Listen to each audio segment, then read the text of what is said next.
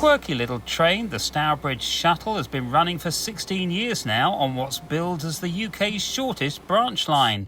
The vehicle's pretty unique too, using a flywheel and a gas-powered engine for propulsion.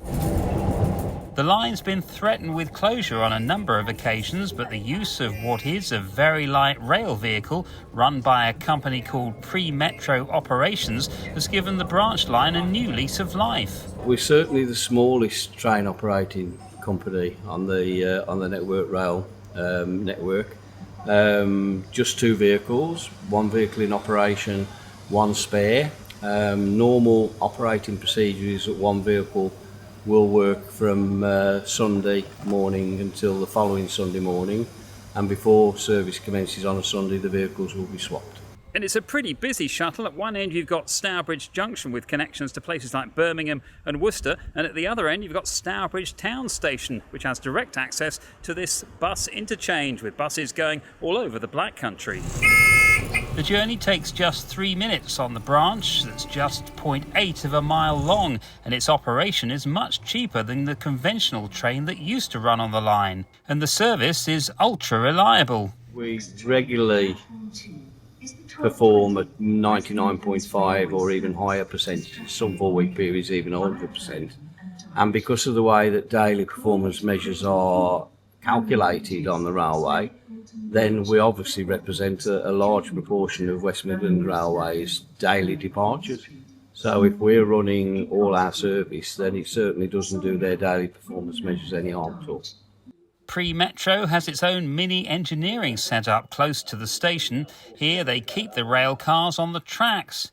Now the company has aspirations to go even further, with plans to use the freight line that crosses this impressive viaduct to reach other parts of the Black Country. Called the Dudley Dasher, the trams would extend from Stourbridge Junction along this siding to reach the freight route. It would allow access to other parts of the Black Country, with the line terminating at Canal Street, where it would link to the proposed West Midlands Metro extension. A number of stops, probably 5 maximum between here and Canal Street, each of which we've looked at, and what has impressed me is that they all go through major centres of population. We always had an old adage in the bus industry that where there's chimney pots there's a need for buses. So basically where there's chimney pots there's a demand, and we would be serving that demand. But heavy freight trains and very light rail don't exactly mix. It's a twin track all the way up to Brierley Hill, so you could either operate on a segregated line basis, in which case there's no problem of compatibility between different rolling stock on the same line.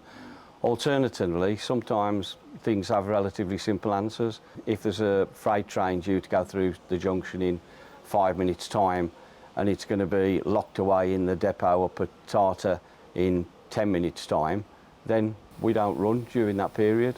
The new service won't use the existing railcar design. Instead, they're looking at something like this, the Revolution VLR vehicle, which is being tested in Shropshire.